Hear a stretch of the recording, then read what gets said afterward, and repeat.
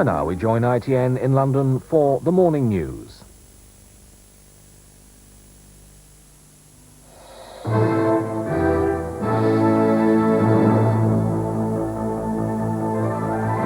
Mrs. Thatcher stalls progress towards European political union until a meeting in June. Good morning, it's 5:05 on Sunday the 29th of April. You're watching the early morning news from ITN. The headlines. The Prime Minister has persuaded her European colleagues to delay the pace of political unity. The official radio station in Lithuania says food rationing will have to be introduced from the 1st of May. And Liverpool have won the Football League Championship for a record 18th time. Also in this programme, a Western hostage is released in Beirut and reunited with his wife. A report in our review of the week. And from American television, a show of strength by anti-abortion campaigners in Washington. But first, the main stories. Mrs. Thatcher appears to have persuaded her common market colleagues to slow down the pace of political unity among the member nations. She appealed to them not to overlook the British loyalty to the Crown and its own Parliament. The Prime Minister said no one else in the community appeared to know precisely what they meant by political union. That, she thought, was astounding. The Prime Minister's helicopter rising above Dublin Castle after a day of debate that was vigorous, though not rancorous. She responded to the Franco-German proposal for European political union by listing what she fears it would threaten. The list, and it was a long one, covered institutions from the monarchy to the British legal system. I suggested that we should proceed by setting out what we do not mean when we speak of political union. That we do not mean giving up our separate heads of state or our national parliaments or legal systems or our defence through NATO or many other things. That approach provoked a tart response from Jacques Delors, President of the European Commission and a veteran of sparring bouts with Mrs. Thatcher. He suggested if God had spent so much time worrying about what man should not be, he would never have created Adam. Je ne sais pas si Adam aurait été créé. To which my reply is, well, God did do better on his second thoughts when he created Eve. Neither Chancellor Kohl nor his French ally President Mitterrand has explained precisely what they mean by European political union. Mrs. Thatcher wanted to press them on that today, but she apparently heard nothing to change her view that their proposals are vague. Clearly they do not quite know what political union means. It astounds me. So I think that the trouble is that there's quite a lot of rhetoric and far too little nitty-gritty. In the talks, Mrs. Thatcher won the argument for more time to be spent examining the nitty-gritty. Foreign ministers will do that before there's a decision to call a special government conference on the issue. The Winchester Three, released from prison by the appeal court, have criticised British justice after returning to Ireland. Finbar Cullen arrived in Dublin yesterday, as did Martina Shanahan, who was celebrating her 25th birthday. They were reunited with John McCann, who'd flown back to the Republic the night before. The three, who were jailed for 25 years for plotting to assassinate Tom King, refused to comment on why they'd remained silent during police questioning. While we are now free, it is nearly 3 years too late for us. For others, it has been 15 years late, and for many more, the nightmare still goes on. Especially with the tension of the last 2 weeks. Laughing seems wrong, and words seem trivial. According to computer predictions, Labour could gain up to 600 seats in next Thursday's local elections, which could lead to the party winning control of an extra 24 authorities. An opinion poll in today's Sunday Times puts the Tories at 31% and Labour on 54%. Vilnius Radio says some food rationing will have to be introduced in Lithuania from May the 1st as a consequence of Moscow sanctions against the breakaway state. Some paper and printing materials are also running out. Although Moscow has increased the economic blockade by cutting off coal supplies, both sides have welcomed the West German and French initiative to defuse the tension. Meetings continue, there's talk of compromise and a desire by the Kremlin to reach a political solution. President Landsbergis insists that independence must stay. He says everything else is negotiable. In France, nearly 500 prisoners have gone on the rampage just 3 days after the end of Britain's longest prison siege at Strangeways in Manchester. Some of the inmates at Lewes Jail near Lille took to the roof after setting a workshop on fire. Tiles were ripped off and hurled at warders below. Paramilitary police were called in to deal with the rioters, but about 40 prisoners are still holding out. Liverpool are Football League champions for a record 18th time. They beat Queen's Park Rangers 2-1 at Anfield. The title was theirs after Aston Villa were held to a draw. The tension of the last few weeks was showing at Anfield, and out on the pitch, Rangers were touching some raw nerves. Wegley squeezing the ball over after some slack marking. But before half-time, Liverpool had sorted themselves out. They equalised with a goal which will go straight into the Ian Rush scrapbook. Then the goal which finally won the title. Nicol went down a foot outside the area, but the luck had turned. It was a penalty that Barnes casually turned into a winner.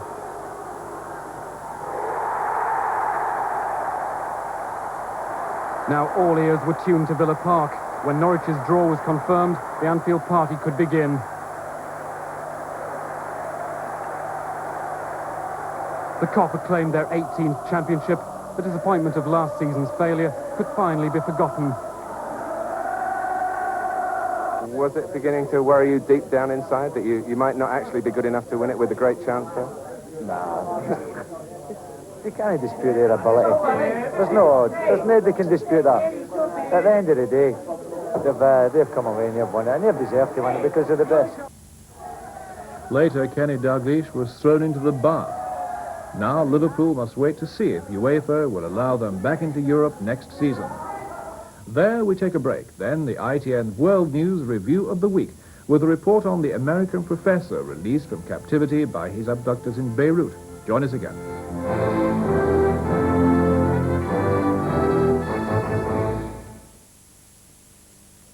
Are you still making shredded knuckles? Still collecting knickknacks and thingamajigs? Then Rap 2 is for you. Just route it to your worktop, attach one of these blades, and away you go. A little cabbage quickly turns into a mountain of coleslaw, and you can colour it with radishes without scraping your knuckles. Change blades and you have these 3 super fast knives. Just look at those carrot slices fly. Want longer slices? They don't take any longer to make. Rap 2 slices anything, and to clean, all you do is rinse. The third blade is so tough it can glide through even the hardest cheese. Think this ice can jam it? Rap 2 crushes that idea. The fourth blade does all your fine grinding. Yes, Rap 2 shreds, grates, grinds and slices, yet it won't cut your fingers. How much would you pay for a machine like this? But look, you also get a second machine that turns a potato into a fistful of French fries, makes healthy carrot sticks for munchies, and look, it even makes diced vegetables. How's that for versatile? Order now and get our special bowl that fits securely on the base. It's an extra hand. That means no more and you can say to the price because you get everything for just $19.95. Want more? Then watch this potato. It comes out mashed. But where's the peel? Unbelievable. Try it with an egg. One push here, egg salad here, and the shell here. Amazing. You get everything complete. Both machines, the safety bowl and all the attachments for only $19.95. Order your Rap 2 now. Credit card holders, call now on 0235 865656 or send $22.95 to Rap 2, Admel 77, London SW13 9JJ. Or call 0235 865656 now and order this complete food preparation system.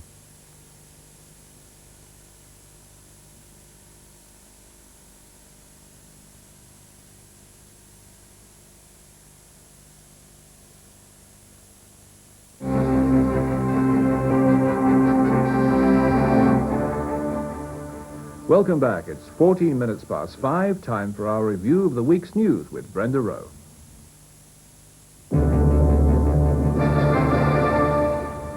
Hello and welcome to this review of the week's news. I'm Brenda Rowe and these were the headlines. In the Middle East, a Western hostage was set free. France and West Germany called on Lithuania to give up declaration of independence. And Yitzhak Shamir got the go-ahead to form a new Israeli government. First, one of the Western hostages being held in Beirut was set free and taken to Damascus, where he was reunited with his wife and officially handed over to the American ambassador there. A pro-Iranian group called Islamic Jihad for the Liberation of Palestine had held Mr. Polehill for more than 3 years. He was one of 3 American academics kidnapped at the American University in Beirut. Intervention by the Iranian and Syrian governments is believed to have led to his release. It's been more than 3 years since an American hostage was released from Lebanon, but in West Germany, the Americans were waiting. 4 more American hostages have yet to follow Robert Polhill through the emotional somersaults of sudden freedom, of sudden confrontation with the outside world. He'd received just 2 hours' notice that he'd be freed. In 3 years' captivity, he'd never seen the sun, and his pale, stooped figure betrayed his suffering, but his spirits were unquenchable. He did look a little weak, a little frail, but once we got him in the aircraft, he sat down, had a TV dinner, talked the entire time, didn't sleep, and just seemed elated. Well, I was surprised that he was in such good spirits. He came in and he jumped out of the car and more or less jumped onto the aircraft. At the hospital, doctors said Polhill was malnourished and dehydrated, but a rousing reception from staff brought on some impromptu American football with photographers. Then, in a top-floor suite, Robert Polhill slept, had medical checks, and prepared for his debriefing by State Department hostage experts. They insist no special deals were done to free Mr. Polhill, and they've just said he bought nothing in return. No special message for President Bush about the fate of the remaining American hostages. Ian Glover-James, ITN in Wiesbaden.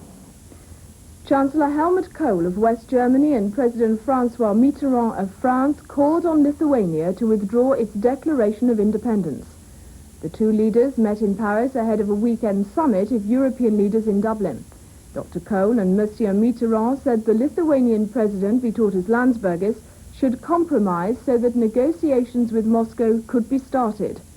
The 2 leaders also said they would push hard for rapid European political, military and financial union. On Thursday, this report was compiled in Paris by Nick Gowing. The buoyant, relaxed figure of Chancellor Kohl unnerves his security men by walking to summit meetings these days. Dr. Kohl is riding the crest of a political wave. He is also on a diet and losing weight, but neither have undermined his appetite for securing full political and economic union in Europe at the earliest possible opportunity. Here at the Élysée Palace, French President Mitterrand is Dr. Kohl's equally formidable ally. This Franco-German summit, the 55th, not only ended several months of political chill between Bonn and Paris because of French irritation over Dr. Kohl's erratic policy for German unification. During 24 hours of intensive discussions among officials at every level, it confirmed that the Franco-German axis once again sees itself as the engine room for full European union. Chancellor Kohl is unambiguous that his goal is a new federal United States of Europe. The strength of the Franco-German axis dates back to the days of Adenauer and de Gaulle, here signing the Friendship Treaty of 1963. The European community is much expanded now, but neither France or West Germany underestimate the impact of a joint decision by them. We've never pretended that our 2 countries alone are capable of pushing ahead in Europe. But we can honestly say any process of European unification can only make real progress if France and Germany decisively demand it.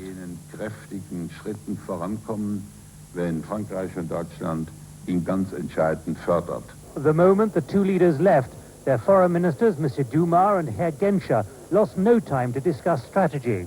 But while the goal of political union is now clear, what it means exactly is far from clear.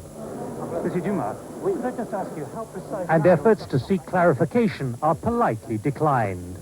Neither President Mitterrand or Chancellor Kohl claim to have the blueprint for the complete union of Europe, but the Franco-German political machine is now back at full power and will not let itself be slowed. Nick Gowing, ITN, at the Élysée Palace.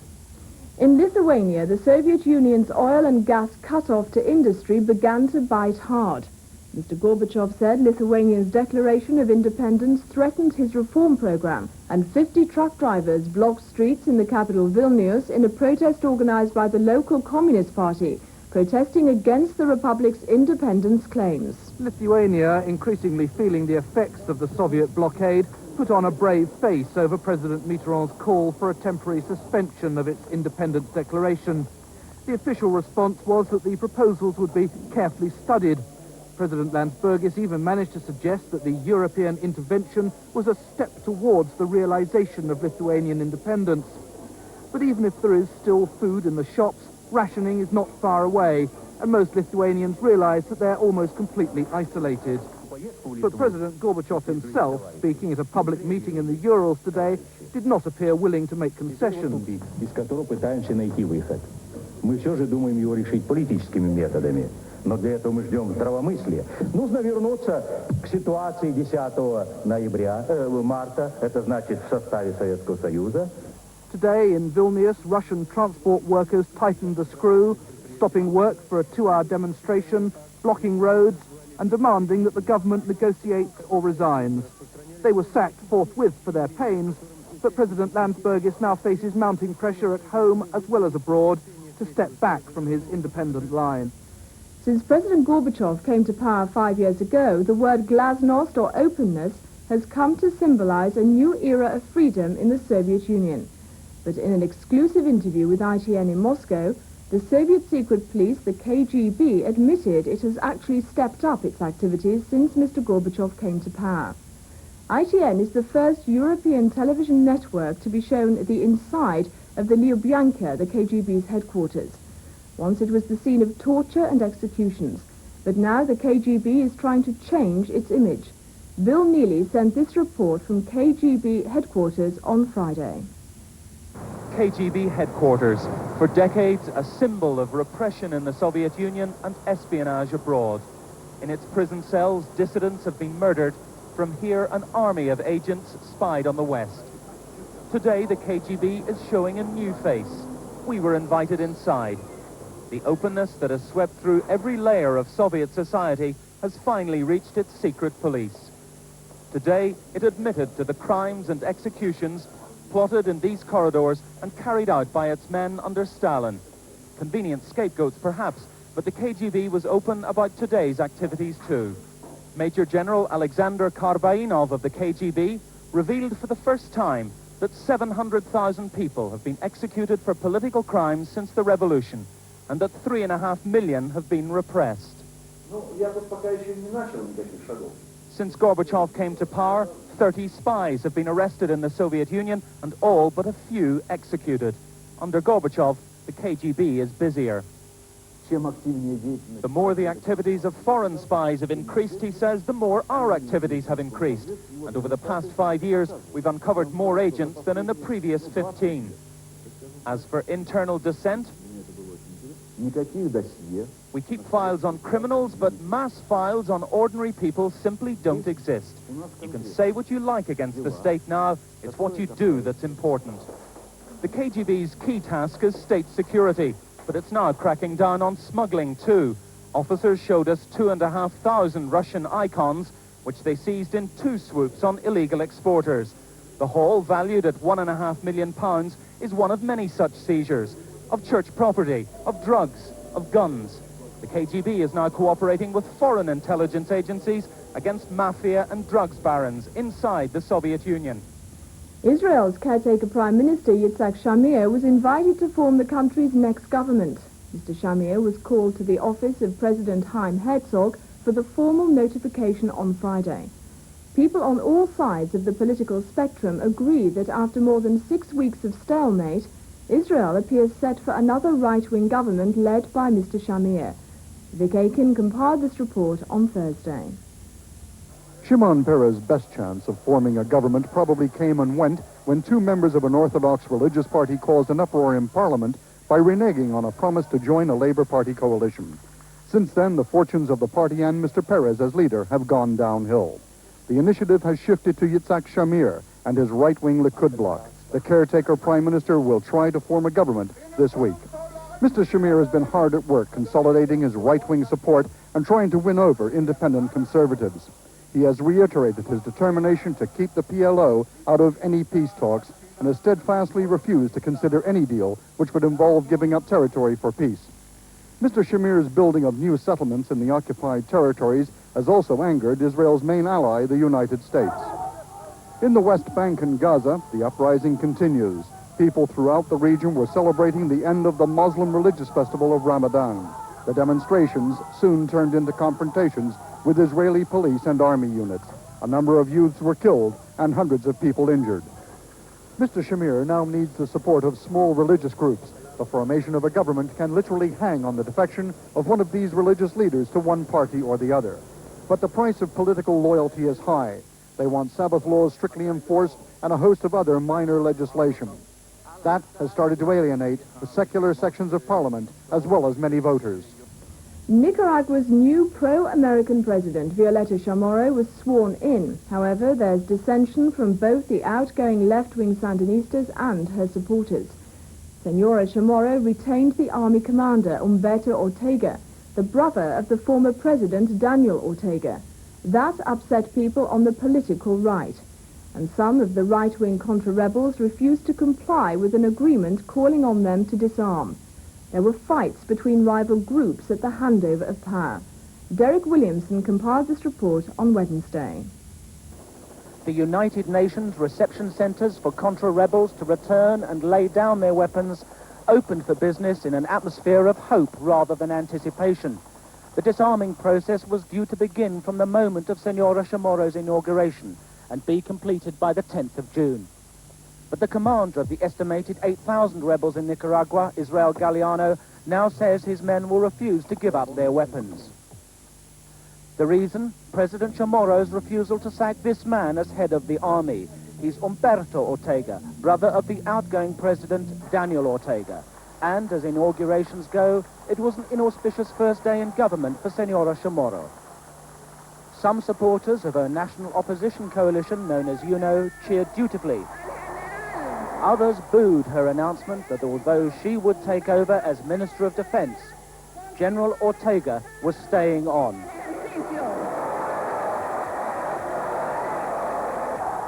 Earlier, Sandinista supporters threw water bombs as her motorcade arrived in the baseball stadium for the inaugural speech.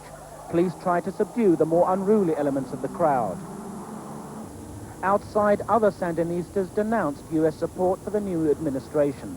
Washington is refraining from public criticism of its first major decision.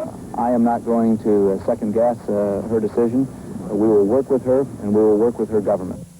Privately, it's believed Washington put great pressure on President Chamorro to rid herself of remnants of the Sandinista administration. Clearly, her first attempts at national reconciliation have impressed no one. You're watching a review of the week's news from ITN. The longest prison siege in British history ended when 5 prisoners at Strangeways jail in Manchester were cornered on a small section of the prison roof. After a 25-day stalemate, prison officers went into the complex, forcing the 5 remaining rioters to give up. On the 25th day of the siege at Strangeways jail, the 5 were lowered from the roof in a hydraulic lift, waving and shouting. They'd given themselves up to a special squad of prison officers brought in hours earlier to end the protest. It started at the beginning of April during the Sunday service in the chapel at Strangeways and rapidly became a full-scale riot. Reports came in of many deaths. Later, one alleged sex offender died in hospital of injuries he got on the first day. Fires were started and the rampaging prisoners inflicted millions of dollars of damage on the jail built in the 19th century. Many gave themselves up. A hard core remained on the roofs. They gradually reduced in numbers as conditions worsened. Non-violent psychological tactics were deployed to force the men down. After nearly 4 weeks, the prison authorities ran out of patience. Early in the morning, the special squad was called in, making a sweep through the ruined jail, cornering the remaining inmates on a treacherous section of roof. It was irritating for us, quite obviously, to see these people dancing around. But what was absolutely clear is that we've ended it without bloodshed by the superb professionalism of the staff. An inquiry is underway now into the original riot, the siege, and how it was all handled. The Hubble Space Telescope was put into orbit by the crew of the American Space Shuttle Discovery. The device's 2 solar wings will supply power for 15 years and allow it to send back what are expected to be the clearest pictures of the universe yet seen. The telescope, which cost $2.5 billion, will provide scientists with invaluable information, possibly helping them to solve the mystery of how the universe began. It weighs 12.5 tons, and its mission could last 20 years. The Hubble telescope has been placed into high orbit around the Earth, transmitting the clearest images yet from space. Now our special report, where we take a closer look at one of the issues in the news. As the Soviet government struggles to contain political upheavals, the Kremlin has warned of another pressing problem, rising crime. Before Mr. Gorbachev came to power, organized crime in the Soviet Union officially didn't exist. It was declared dead in the 1920s. Now figures are being published, and they show a big increase in lawbreaking. Last year, serious crime rose by 39%, and this year it's expected to be up again. Вас понял.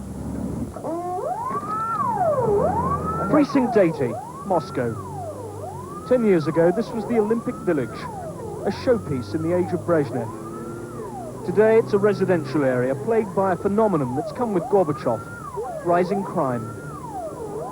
It means more thefts, more armed robberies, more violence. More than just another problem, then. The Kremlin calls it a disease.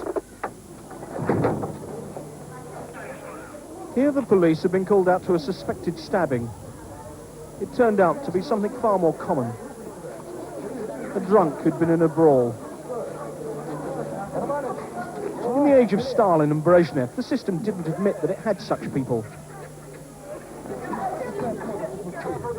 Criminal records and statistics were never published. But now Mr. Gorbachev's openness has exposed the grim truth about Soviet society and its many ills. There are those who believe the Soviet Union's always been like this, simply that people were never told. Certainly under Brezhnev, we never saw drug pushers and addicts such as these, yet they did exist. Under Brezhnev as well, there were the social and economic problems that spawned drug abuse, prostitution, racketeering. Yet Gorbachev's reforms have helped to produce the type of criminal this country's never had before. They're organized, they're violent, and as Moscow moves to the free market, they see the chance to make a fortune. Typically, these two confess to being members of an opium gang, running an operation worth millions of rubles. Trusting the police is well nigh impossible when the system's rotten at the top and riddled with organized crime. At this recent news conference, the KGB and the police announced they were joining forces to fight criminal gangs, the drug barons, the counterfeiters, extortionists, protection racketeers, what they now call the mafia.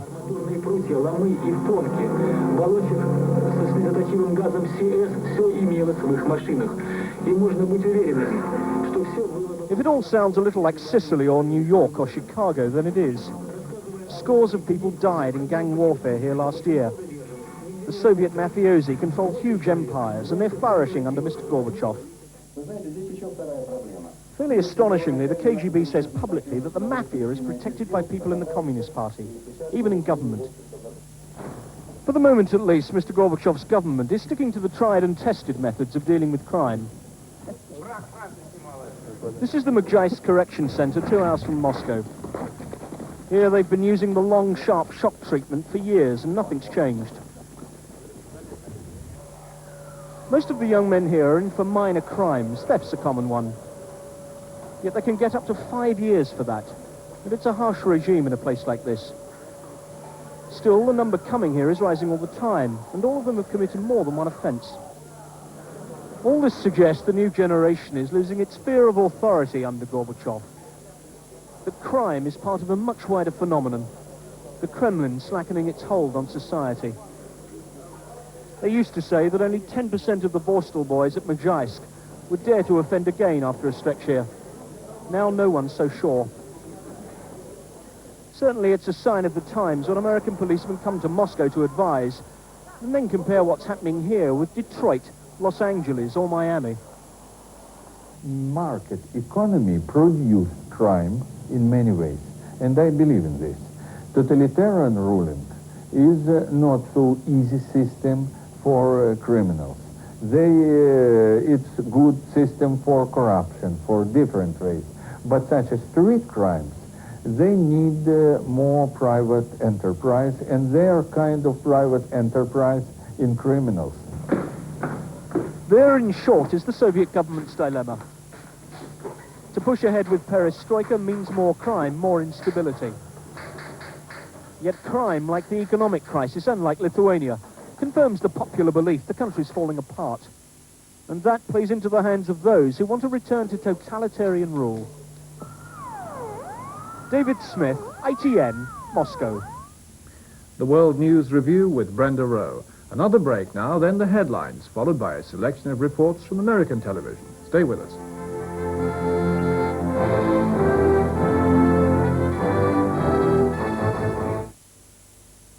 Chit-chat on 0898 200 800 and make new friends all over the UK. Just dial chit-chat on 0898 200 800 now. How about this for a greasy lot of washing up? A real test for washing up liquid. So I thought you lot could do it today. Okay, everyone, so we'll test Fairy against the best of these well-known brands, all right? To start with, both do well. But after a while, it's a different story. Greasy. But Fairy keeps on cutting through the grease. And it's as mild as ever. Just look how much more Fairy can do. Because when grease beats the rest, the best keeps going.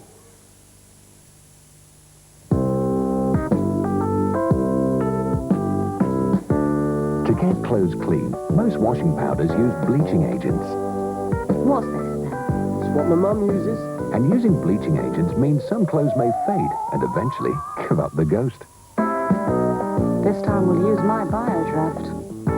New Biodraft Automatic is different. It gets clothes really clean without bleaching.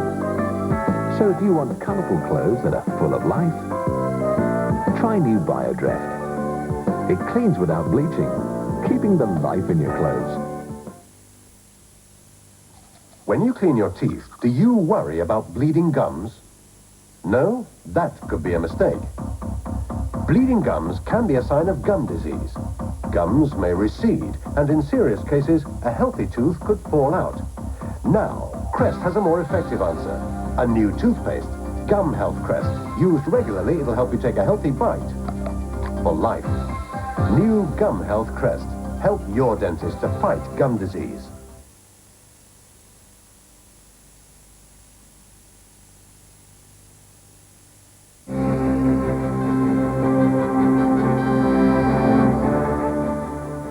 Welcome back. The time now is 23 minutes to 6. In a moment, the American treatment of the news. First, the main stories here. Mrs. Thatcher has won concessions from her European partners over the movement towards political unity. EC foreign ministers will have further discussions ahead of the next full round of talks in Dublin in June. She said Britain's commitment to the Crown and its own parliament wouldn't be undermined. The latest opinion poll from Maury in the Sunday Times shows a firm lead for Labour ahead of next week's local government elections. If the predictions prove accurate, Labour could win an extra 600 seats, giving them control of up to 24 more councils. About 40 French prisoners have continued to hold out in a rooftop demonstration at Luz Jail in the northern town of Lille. Parts of the prison complex have been retaken by the authorities. The inmates want a reform of the judicial system and better conditions. The main news will be coming up at about 5:45. Next, a look at what's making the news on American television. These reports are selected from America's 24-hour cable news network. Anti-abortion protesters took their cause to Washington today, their goal to show strength in numbers and to show off support from the White House. CNN's Pam Olson reports. The anti-abortion movement wanted proof that its cause was alive and well, and it got it. At least 200,000 demonstrators gathered in Washington to protest abortion. Vice President Dan Quayle told them that a majority of Americans agree with them. The pro-life movement is the humanitarian movement of our time. But the anti-abortion movement is nervous, and that's why this Washington rally was called, the second since January. Last year's Supreme Court Webster decision, giving individual states the right to restrict abortions, has fueled the pro-abortion movement. But conservatives say they're here to send a message. Well, to those politicians who have been getting nervous about the pro-life issue and who have been weakening and waffling, I have one word for them. Circumspece, look around. But the experts say those who favor abortion vote in greater numbers. What has happened is pro-choice voters, who were there all along, are suddenly voting the issue for the first time. Those who oppose abortion are upset with states like Connecticut. That state will be the first to guarantee a woman's right to choose an abortion under state law. Pro-abortion groups predict there will be more such victories at the state level. We are using whatever political sophistication that we can muster to hold politicians accountable. Those who oppose abortion say they'll fight their cause with what they do best. Through prayer and perseverance, we are going to, God's not going to let this stand much longer. Others want more help from the White House. President Bush phoned in his message. Our mission must be to help more and more Americans make the right choice, the choice for life. The fact that Mr. Bush didn't show up in person irks many. Well, if he'd rather go fishing than save lives, I guess that's his choice. Meanwhile, as the issue shifts from the courts to the rights of the states, both sides will only agree the issue is as deep and divisive as ever before. Hamels, CNN, Washington. Greyhound officials are applauding an Illinois judge's ruling. He found the bus drivers union has been directly or indirectly responsible for acts of violence against the strike-bound company. The walkout began March 2nd, and since then, several bus shootings have occurred. The judge says he has evidence that union officials condoned 12 acts of violence in the Chicago area since that strike got underway. The Space Shuttle Discovery is ready for a return to Earth if blustery winds hold off tomorrow at the California landing site. As the astronauts packed up, the Hubble Space Telescope they put into space faced continuing problems. Hubble's electronic system is working again, but a high-speed antenna and other instruments remain down as NASA troubleshooters try to figure out a fix. On the ground in Florida, the Space Shuttle Columbia prepared for a planned May 16th launch with a rehearsal today. Discovery pilot Charlie Bowden said the Hubble telescope publicity is putting the space program and science in a positive light. It's hard to go somewhere and find someone who has never heard of Hubble and the Hubble Space Telescope. It makes little kids' eyes light up. It makes little kids want to learn how to add, subtract, and study science. And that's extremely gratifying to see that you're a part, to know that you're a part of a mission that seems to have excited the nation as well as the world about something. The curtain is going up for the final time tonight on the longest-running show in Broadway history. A chorus line finishes a 15-year run after more than 6,000 shows.